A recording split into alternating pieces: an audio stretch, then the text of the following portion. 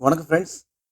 இன்னைக்கு நம்ம மீண்டும் நம்மளோட டிலைட் ரிவ்யூவில் நல்ல ஒரு fun and out and out ஒரு நல்ல ஒரு காமெடி படம் தொடர் ரிவ்யூ தான் பார்க்க போகிறோம். அதுக்கு முன்னாடி நான் என்னோட முன்னாடி ரிவ்யூவில் சொன்ன மாதிரி நம்மளோட ஃபேஸ்புக் பேஜ் வந்து 10,000 ப்ளஸ் ஃபாலோவர்ஸ் வந்து ரீச் ஆயிடுச்சு. அந்த 10,000 ப்ளஸ் ஃபாலோவர்ஸ் ரீச் ஆனதுக்கு உங்களோட ஆதரவு இல்லாமல் கண்டிப்பாக முடியாது. அஹ் ரொம்ப நன்றி உங்களோட ஆதரவுக்கு. கீப் ஃபாலோ பண்ணுங்கள், நம்மளோட பேஜை அப்டேட் பண்ணுங்கள், அப்டேட் பண்ணி பார்த்துட்டே இருங்க. நம்மளோட ட்விட்டர் பேஜ் வந்து 7.2 ஃபாலோவர்ஸ் இருக்குது. ஸோ அதுலேயும் வந்து நம்ம வந்து அது வந்து நம்ம 10,000 ஃபாலோவர்ஸ் நோக்கி போயிட்டுருக்கோம். ஃபேஸ்புக்கில் வந்து 15,000 ஃபாலோவர்ஸ் நோக்கி போயிட்டுருக்கோம். ஸோ யூடியூப் ஆஸ் யூஸ்வல் நான் சொன்ன மாதிரி இப்போ ஸ்டார்ட் பண்ணியிருக்கோம். இப்போ ஸ்டார்ட் பண்ணி மீன்ஸ் இந்த வீடியோ ரிவ்யூஸ்லாம் இப்போ தான் ஸ்டார்ட் பண்ணியிருக்கேன். ஸோ அதுக்கும் உங்களோட ஆதரவு கண்டிப்பாக நமக்கு தேவைப்படுது. கண்டிப்பாக ஆதரவு கொடுங்க. நீங்கள் கொடுக்குற ஆதரவு தான் எங்களை வந்து இன்னும் பூஸ்டப் பண்ணி நிறைய வீடியோஸ் போடுறதுக்கு நமக்கு வந்து அது ஊக்கமளிக்கும். இன்றைக்கி நம்ம பார்க்க போகிற படத்தோட ரிவ்யூ, படத்தோட பேர் குருவாயூர் அம்பல நடையில் அப்படின்னு ஒரு மிகச்சிறந்த, என்ன சொல்கிறது, இதெல்லாம் மிகச்சிறந்தனா நேற்று நீங்கள் ஒரு படம் பார்த்தியே, ஒரு சந்தானம் சாரோட நான் தான் இங்கே அந்த படத்தோட படம் பார்த்தியே, அது நீ நல்ல படம் தான் சொன்னேன். இப்போ இந்த படம் நல்ல படம் சொல்கிறேன், அப்போ எந்த படத்தை நாங்கள் போகிறது அப்படின்னு நீங்கள் என்னை கொஸ்டின் பண்ணலாம். ஒரு விஷயம் தாங்க, உங்களுக்கு வந்து மலையாளம் தெரியுமா? உங்களுக்கு மலையாளம் தெரியும், தமிழும் தெரியும்னா இந்த வீக்கில் ரிலீஸ் ஆன படம் பார்த்தீங்கன்னா மலையாளத்தில் குருவாயூர் அம்பல நடையில், இன்னும் 2-3 படம் மலையாளத்தில் வந்திருக்கு. அது இல்லாமல் தமிழில் பார்த்தீங்கன்னா நான் தான் இங்கே எலெக்ஷன் அண்ட் ஸோ இன்னொரு 2-3 மூவிஸ் வந்துச்சு. தெலுங்குலேயும் ஒரு சில படம் வந்திருக்கு. பட் ஸ்டில் நான் இப்போதைக்கு மலையாளம் தமிழ்லேயே வந்து நான் உங்களுக்கு வந்து ஜஸ்ட் ஸ்டாப் பண்ணிக்கிறேன். ஸோ உங்களுக்கு மலையாளம் தெரியும், தமிழும் தெரியும்னா இந்த வீக்கெண்டுக்கு உங்களுக்கு நீங்கள் பார்க்க வேண்டிய ஃபஸ்ட்டு படம் குருவாயூர் அம்பல நடையிலுங்க. இல்லைப்பா எனக்கு மலையாளம் அந்தளவுக்கு தெரியாது, பட் மலையாளம் புரிஞ்சுக்குவேன், எனக்கு சப்டைட்டில் இருந்தால் ஓகே அப்படின்னா கூட எனக்கு ஓகே, நான் பார்த்துக்குவேன், எனக்கு ரொம்ப பிடிக்கும் மலையாள படங்கள்லாம், அது இப்போ வர மலையாள படங்கள்லாம் ரொம்ப நல்லாவே வருது அப்படின்னு நீங்கள் நினச்சிங்கன்னா ஓகே, அப்பயும் உங்களுக்கு ஃபஸ்ட் சாய்ஸ் வந்து குருவாயூர் அம்பல நடையில் தான். ஓகேங்களா? நான் ஏன் இவ்வளோ இவ்வளோ இவ்வளோ ஸ்ட்ராங்காக சொல்கிறேன்னா, நான் தான் இங்கே வந்து அதுவும் நல்ல கான்செப்ட் தான், நல்ல காமெடி படம் தான், அவுட் அண்ட் அவுட் வந்து நல்ல ஒரு ஃபன் என்டர்டெய்னர் தான். பட் இந்த படம் அகெயின் இது வந்து வேற வேற ஒரு நார்மல் ஸ்கிரிப்டுங்க. ரெண்டு படமே, அந்த படம் சரி இந்த படம் ரெண்டுமே நார்மல் ஸ்கிரிப்ட் தான். பட் ஸ்டில் படம், இந்த படம் விபின் தாஸ் அப்படின்னு சொல்லிட்டு தான் டேரக்டர். அவருக்கு வந்து இது 2வது படம். இவர் யாருன்னு பார்த்தீங்கன்னா, அவரோட ஃபர்ஸ்ட் படம் ஜெய ஜெய ஜெயஹேன்னு சொல்லிட்டு ஒரு சொன்னால் நீங்கள் வந்து அந்த படத்தை இது வரைக்கும் பார்க்காதவங்க முடிஞ்ச வரைக்கும் பாருங்கள். இதில் வந்து டிஸ்னி ப்ளஸ் ஹாட்ஸ்டாரில் தமிழ்லேயே இருக்குது, மலையாளத்துலேயே இருக்குது, அதர் லாங்குவேஜஸில் கூட இருக்குது, ஹிந்தியில் கூட இருக்குது. நீங்கள் பார்க்குற நேயர்கள் நீங்கள் என்ன லாங்குவேஜ் பார்க்குறோம் அந்த அந்த லாங்குவேஜில் கம்ஃபர்டபுள் இருக்குன்னா நீங்கள் இமீடியட்டாக அந்த ஜெய ஜெய ஜெய ஹே அந்த படத்தை பாருங்கள். அந்த படத்தை பார்த்தீங்கன்னா கண்டிப்பாக ஐயோ இந்த டேரக்டரோட நெக்ஸ்ட் படம் நான் கண்டிப்பாக பார்த்தே ஆகணுமே, யார் ஹீரோ யார் ஹீரோயின் இல்லை என்ன மாதிரி கான்செப்ட் அப்படின்னு நீங்கள் யோசிக்க மாட்டீங்க. அந்த படத்தில் ஃபஸ்ட் அந்த படத்தை பார்த்தீங்கன்னா கண்டிப்பாக இந்த படத்தை பார்க்க தோணும். அந்த மாதிரி தான் நம்ம இந்த விபின் தாஸ் அவரோட ட்ரீட்மெண்ட் இருக்கும். ஓகே, இந்த படத்தோட கதைக்கு வருவோம். இந்த படம் குருவாயூர் அம்பல நடையில். படத்தோட ப்ரொடியூசர் பிருத்திவிராஜ். படத்தோட ஹீரோ பார்த்தீங்கன்னா பேசில் ஜோசப் தான். யார்? இந்த ஃபஸ்ட் படத்தில் பண்ண அதே சேம் ஹீரோ தான் இந்த படத்துக்கும் வந்து பண்ணியிருக்காரு.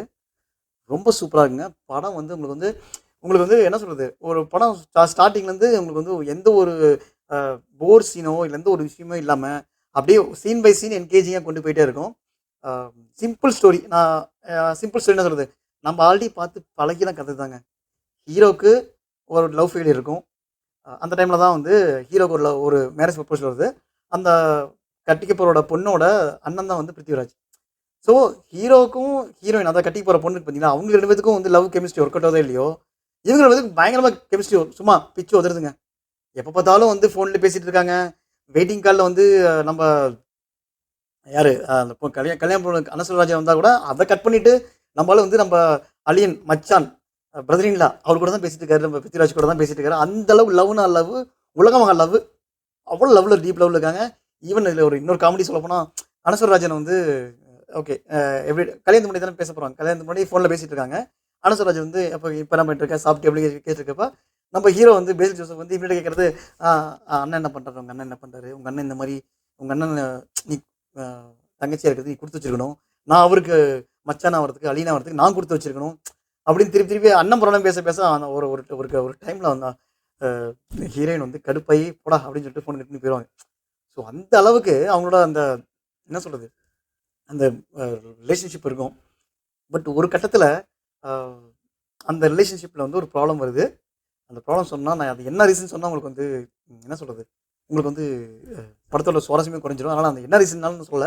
பட் இந்த மாதிரி கல்யாணம் வேணும் வேணும் வேணான்னு சொல்லிட்டு அப்புறம் ஆரம்பித்த கல்யாணம் வேணும்னு சொன்ன நம்ம ஹீரோ ஒரு கட்டத்தில் வேணாம்னு சொல்கிறாரு.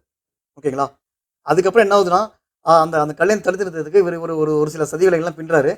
பின்னிட்டு அதை ஒரு ஃபர்ஸ்ட் ஆஃப் இன்டர்வல் முடிகிற ஸ்டேஜில் வரப்ப ஓகே, இல்லை ஓகே, எனக்கு வந்து எனக்கு எனக்கு எல்லாம் தெரிஞ்சுட்டு தான் நீ என்னை கல்யாணம் பண்ணிக்கிற, என்னை நீ புரிஞ்சுட்டு எனக்கு போதும் அப்படின்னு சொல்லிட்டு அனசுராஜனை வந்து ஏற்றுக்கிட்டு நான் ஓகே நம்ம கல்யாணம் பண்ணிக்கலாம்னு சொல்ல வர டைமில் அங்கே இன்னொரு ட்விஸ்ட் ஆகுது. அந்த ட்விஸ்ட்டுக்கு அப்புறம் செகண்ட் ஆஃப் ஃபுல்லாகவே வந்து மேரேஜ் நடக்குதா நடக்கலையா, அதாவது மேரேஜ் நடக்காதுங்க, நடக்காத மாதிரி தான் கொண்டு போவாங்க. அவருக்கு அதாவது ஃபர்ஸ்ட் ஆஃப் அவர் ஒரு சதியில் பின்னார்ல, நான் கெட்டவன் அப்படின்னு சொல்லி ஒரு ஒரு ஒரு நிறையா ஒரு ஒரு ட்ராஜடிக் காமெடியில் பண்ணியிருப்பார். ஒரு விஷயமான ட்ராமாலாம் வந்து வச்சுருப்பார், பிணைக்கதைகள்லாம். அது அப்படியே இவருக்கு ஆப்போசிட்டாக திரும்பி செகண்ட் ஹாஃபில் வரும், 1 by 1 வரும். இந்த அதுதான் வந்து இவரோட கல்யாணத்துக்கு வந்து வேகத்தடைகளாக இருக்கும். பட் இருந்தாலும் அதெல்லாம் மீறி எப்படி கல்யாணம் வந்து நடந்தது, கல்யாணம் நடந்ததா இல்லையா அதுதாங்கிறது, ஹீரோயின் கைப்பிடிச்சாரா இல்லையா, இதுதான் கதை. ஓகேங்களா? இதுக்கு நடுவில் ஒரு அழகான ஒரு 2 காதல் விஷயங்கள் இருக்குது. அது இல்லாமல் முக்கியமான விஷயம் சொல்லப்போனால் படத்தில் வந்து கதைங்கிறத விட இந்த டைரக்டர் பிடிச்ச விஷயம் என்னென்னா, அவர் வந்து கதையை வந்து ஒரு ஒன்லைன் மாதிரி வச்சுட்டு அதுக்கேற்ற மாதிரி கதாபாத்திரங்களை லைக் அந்த கதைக்கேற்ற பாத்திரங்களை உருவாக்கிட்டு அப்படியே அதுக்கேற்ற மாதிரி நூல் பிடிச்சி சீன் பை சீனாக கொண்டு போய் இப்போ நீங்கள் பார்த்தீங்கன்னு வச்சுங்களேன், இந்த படத்தில் வந்து தேவையில்லாத கேரக்டர்ஸ் நீங்கள் எதுவுமே நினைக்க மாட்டீங்க, எல்லாமே இம்பார்ட்டன்ட் கேரக்டர்ஸ் தான். இப்போ ஹீரோயினை வந்து அனசுராஜனை வந்து ஒருத்தன் ஒன் சைடு லவ் பண்ணுவான். ஓகேங்களா? அவன் ஒரு மெயின் இம்பார்ட்டன்ட் ரோல் ப்ளே பண்ணிப்பார் இந்த படத்தில். யோகி பாபு சார் ஒரு ஒரு கெஸ்ட் ரோலில் வந்து அது அப்படியே எக்ஸ்டெண்டட் ரோலாக மாறிடும் செகண்ட் ஹாஃபில். அவர் ரோல் பண்ணுறாரு. அவர் ரோல் பார்த்தீங்கன்னா சொல்லப்போனால் கிட்டத்தட்ட ஒரு அவரோட கான்செப்ட் வந்து kind of adult mixed concept மாதிரி தான் ஸ்டார்ட் ஆகும். பட் ஓ மை காட், அவர் பண்ணுற ஒரு சேட்டைகள்லாம் வந்து பயங்கரமாக இருக்கும். சொன்ன மாதிரி அது இல்லாமல் இன்னும் 2-3 பேர் ஹீரோவுக்கு ஆகாதீங்க, நம்ம பிருத்திவிராஜே ஆகாதீங்க. பிருத்திவிராஜே வந்து இந்த கல்யாணம் நிறுத்தணும்னு நினச்சிட்டு இருப்பாரு. அவர் ஏன் அப்படி நினைக்கிறாரு, இவ்வளோ க்ளோஸ் வந்தவங்க ஏன் வந்து கல்யாணம் நிறுத்தம் பிருத்திவிராஜ் நினைக்கிறாரு. இதெல்லாம் மீறி நம்ம ஹீரோ வந்து கல்யாணம் பண்ணார் இல்லையா, அதாங்க, வேறு ஒன்றுமே இல்லை. வேறு என்ன சொல்லணும் இந்த படத்தை பற்றி. படத்தில் முக்கியமான ஒரு விஷயம், ஃபஸ்ட் ஹாஃபில் எப்படி மஞ்சுவல் பாய்ஸில் வந்து கண்மணி அன்போடு அந்த சாங் வந்து வருதோ, அதே மாதிரி இந்த படத்துலேயே ஒரு பாட்டு வச்சுருக்காங்க. இவங்க எப்படிங்க அந்த சாங்லாம் யோசிக்கிறாங்க, எனக்கு ஒன்றும் புரியல. அதாவது சரி, நம்ம வந்து பழைய பாட்டு வந்து புது இந்த நம்மளோட படத்தில் அதை யூஸ் பண்ணோம்னா அது வந்து ஹிட் ஆயிரும் அப்படிலாம் ஒன்றும் இல்லைங்க. அதை நம்ம யூஸ் பண்ண வேண்டிய பாட்டை யூஸ் பண்ணோம், அது கரெக்டான பிளேஸ்மெண்ட்டில் யூஸ் பண்ணோம். அதாவது அந்த கேரக்டருக்கு மேட்சுவலாக இருக்க மாதிரி நீங்கள் வந்து சாங்ஸ் செலக்ட் பண்ணணும். அந்த கதைக்கு ஏற்ற மாதிரி, அந்த கேரக்டரைசேஷன் ஏற்ற மாதிரி நீங்கள் வந்து சாங் செலக்ட் பண்ணணும். இந்த படத்தில் அந்த நம்ம ஜெய படத்தோட டைரக்டர் விபின் தாஸ் வந்து கரெக்டாக ஒரு நாட் பிடிச்சாரு. அதுக்கேற்ற மாதிரி ஒரு பழைய சாங் எடுத்தார். அதையே வந்து பிஜிஎம் ஃபஸ்ட் ஆஃப் ஃபுல்லாங்க, எனக்கு தெரிஞ்சு ஃபஸ்ட் ஹாஃபில் வந்து ஒரு ஃபஸ்ட் ½ hour கழிச்சு அந்த ஒரு 1 hour கேப் ஃபுல்லாகவே அந்த பிஜிஎம் அந்த சாங் தான் பேக் டு பேக் போயிட்டே வந்துட்டே இருக்கும். நம்மளுக்கு ரொம்ப என்டர்டெயின் பண்ணும், அவ்வளோ இதாக இருக்கும். பட் அந்த பாட்டை பற்றி நான் ரிவீல் பண்ணணும்ல. பாட்டு வந்து சுந்தர்சி படத்தில், நம்ம டேரக்டர் சுந்தர்சி படத்தில் வந்த பாட்டு தான். கார்த்திக் சார் தான் வந்து ஹீரோ. இதுக்கு மேலே நான் க்ளூ கொடுத்தேன், ஹீரோயின் யாருன்னு சொன்னால் நீங்கள் கண்டுபிடிச்சிருங்க அந்த என்ன பாட்டுன்னு. ஸோ இன்னொரு 1 வாரம் போகட்டும். எப்படி ஸ்டாரில் வந்து ஒரு நாளில் சாங் வந்து நமக்கு வந்து ஒரு சர்ப்ரைஸ் பண்ணிச்சோம், அதே மாதிரி இந்த பாட்டு கண்டிப்பாக உங்களுக்கு நல்ல சர்ப்ரைஸ் கொடுக்கும், உங்களுக்கு ஒரு ரிஃப்ரெஷ்மெண்ட் கொடுக்கும். கண்டிப்பாக இந்த பாட்டு படத்தோடு நம்ம ஒன்றி போகிறதுக்கு நல்ல ஒரு இதாக இருக்கும். ஒன்றி போகிறனா அதான் சொல்கிறது, நீங்கள் நல்லா மிங்கிளாயிருவீங்க அவ்வளோ காமெடியாக. ஸோ வேறு அதிகம் என்ன சொல்லணும்னா, இந்த படத்தோட மியூசிக் டைரக்டர் கண்டிப்பாக அவரை பற்றி பேசணும், அங்கித் மேனன் சொல்லிட்டு. இவர் வந்து அவ்வளோ பெரிய மியூசிக் டைரக்டர் இல்லை. ஜெய ஹே பண்ணார். அதுக்கு முன்னாடி வந்து ஒரு கண்டென்ட் ராதம்னு ஒரு படம் பண்ணார். Voice of Sathyanathan, I think திலீப்போட ஒரு படம். அப்புறம் இந்த படங்க. ஆனால் அவர் பண்ண அந்த ஒர்க் பார்த்தீங்கன்னா வந்து ரொம்ப ஃப்ரெஷ்ஷாக இருக்குது. பிஜிஎம் சரி, சாங்ஸும் சரி. நம்ம இந்த சாங் தான் வேஸ்ட்டாக இருக்குது, இந்த சாங்லாம் வந்து அவாய்ட் பண்ணிக்கலாமே அப்படிலாம் யோசிக்கிற மாதிரி எந்த ஒரு சாங்குமே இல்லை. படத்தோட படமாக ஒன்றி போகிற மாதிரி சாங்ஸ் தான் இருக்குது. எல்லாமே கேண்டிட் ஷாட்டில் எடுத்த சாங்ஸ் தான். எதுவுமே வந்து திணிக்கப்பட்ட சாங்ஸும் அந்த மாதிரிலாம் எதுவுமே இல்லை. கேண்டிட் சீன்ஸில் வர ஷார்ட்ஸில் எடுத்த சாங்ஸ் மாதிரி தான் யூஸ் பண்ணியிருக்காங்க. ரொம்ப நல்லா பண்ணியிருக்காங்க. படத்தில் இன்னொரு விஷயம் என்னென்னா, இந்த எப்படி நான் ஒரு பழைய பாட்டு வந்து ரெஃபரன்ஸ் யூஸ் பண்ண மாதிரியோ அதே மாதிரி திருஷ்யம் படத்துலேருந்து வர ஒரு சில சீன்ஸில் டைலாக்ஸ் வந்து ரெஃபரன்ஸ் யூஸ் பண்ணிப்பாங்க. நிறைய படம் ஆனந்தம்னு சொல்லிட்டு ஒரு படத்தோம், அந்த படத்தோட இது யூஸ் பண்ணியிருப்பாங்க. கிளைமேக்ஸில் வந்து ஒரு படம் முடிகிற டைமில் ஒரு டைலாக் வரும். அந்த டைலாக் வந்து ஒரு பழைய படத்தோட டைலாக் தான், அது பிருத்திவிராஜ் படத்தோட டைலாக் தான். அதையும் வந்து ரெஃபரன்ஸ் யூஸ் பண்ணியிருப்பாங்க. மம்முட்டி, மோகன்லால் 2 பேரும் மிக்ஸ் பண்ணி தான் ரெஃபரன்ஸ் நிறைய வருது. ஆனா அந்த ரெஃபரன்ஸ் எல்லாமே வந்து எதுவுமே திணிக்கப்பட்டதா வரல. அந்த கதைக்கு, அந்த இதுக்கு ஏத்த மாரி போயிருக்கு. ரொம்ப நல்லா இருக்குங்க.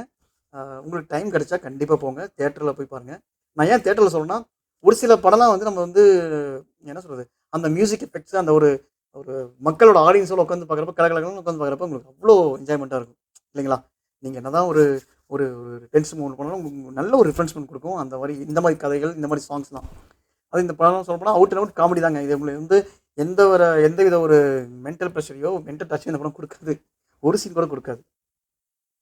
என்னடா ஒரு சீன் இப்போ எமோஷனலா போற மாரி போகுதுன்னு பார்த்தா, சடனா விபின் தாஸ் வந்து ஒரு டர்ன் குடுத்து, "டேய் இது எமோஷனல் சீன்லாம் கிடையாது. இதுலயும் நான் வந்து ஒரு ட்விஸ்ட் வைப்பேன்னு" சொல்லிட்டு ஒரு காமெடி குடுத்துடுறாரு நம்ம ஆளு. அவ்வளோதாங்க.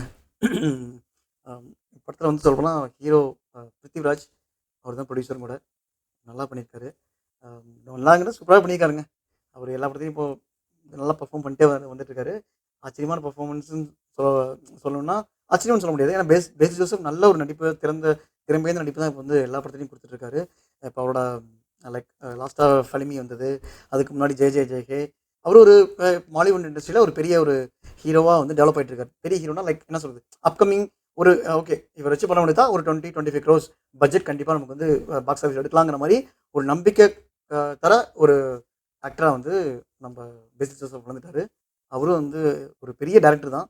நம்ம மின்னல் வீரன் சொல்லிட்டு மின்னல் முரளி சாரி மின்னல் முரளின்னு சொல்லிட்டு டோவினோ தாமஸ் வச்சு ஒரு படம் வந்திருக்கும். நெட்ஃப்ளிக்ஸ்ல வந்து லாஸ்ட் டியூரிங் லாக்டவுன் டைம்ல வந்து ரிலீஸ் ஆச்சு. கரெக்ட்டுங்களா? தெரியுங்களா? அஹ் அதாவது அந்த சூப்பர்மேன் கான்செப்ட் வந்து மலையாளத்துல ஃபர்ஸ்ட் டைம் வந்து பண்ண படம். அந்த படத்தோட டைரக்டர் தான் வரும். யாரு? நம்ம பேசில் ஜோசப். அவர் தான் அந்த படத்தோட செகண்ட் ஹீரோன்னு சொல்ல முடியாது. Equal hero. லைக் ஹீரோ பண்ணியிருப்பாரு. அனுஷ்வா ராஜன் இந்த படத்துல வந்து அவ்வளோ அழகா காட்டியிருக்காங்க. ரொம்ப பிடிச்சிருக்கு. லைக் அந்த அந்த வே ஆஃப் அவங்கள வந்து எக்ஸிக்யூட் பண்ணி அவங்க வந்து காட்டின விதம், அவங்களோட கேரக்டரைசேஷன் பண்ண விதம்லாம் நல்லா இருந்துச்சு. நிக்கிலா விமனா ஒரு சட்டில் பெர்ஃபார்மன்ஸே வந்து ஃப்ரம் த பிகினிங்லேருந்து அவங்க வந்து ஒரு செட்டில் பெர்ஃபார்மன்ஸே லைக் ஒரு மாரி ரொம்ப சந்தோஷப்பட விடாம, ரொம்ப வந்து மனசுல வந்து இது விடாம, ஒரு மாரி செட்டில் பெர்ஃபார்மன்ஸே வச்சு, அவங்க வந்து நல்லா டேக்கிள் பண்ணி, அவங்களுக்கும் நல்ல ஒரு பெர்ஃபார்மன்ஸ் குடுத்துருக்காங்க. சுத்தி இருக்க எல்லா ஃபேமிலிஸும் வந்து அவங்களோட நிறைவான நடிப்பை குடுத்துருக்காங்க. இன்னொரு முக்கியம், நான் சொன்ன மாரி அந்த அனுஷ்வராஜனோட ஒன் சைட் லவர் ஜார்ஜ், தென் நம்ப பேசி ஜோசப்போட ஸ்டாஃப் ஆஃபீஸ் ஸ்டாஃப் ஒருத்தரு, தென் அதுக்கப்புறம் அ நம்ப யோகி பாபு சாரோட அ ஒரு கேமியோ அப்படி இப்படின்னு சொல்லிட்டு படத்துல எல்லா கேரக்டரும் சரி, எவ்ரி கேரக்டர் இம்பார்ட்டன்ட் கேரக்டருங்க எல்லாருமே நல்லபடியா பண்ணியிருக்காங்க. நீங்க படம் போங்க. சந்தோஷமா என்ஜாய் பண்ணுவீங்க. அ மீண்டும் அடுத்த ஒரு நல்ல படத்தோட ரிவ்யூல வந்து உங்கள நான் சந்திக்கிறேன். அன்டில் தென் தேங்க் யூங்க.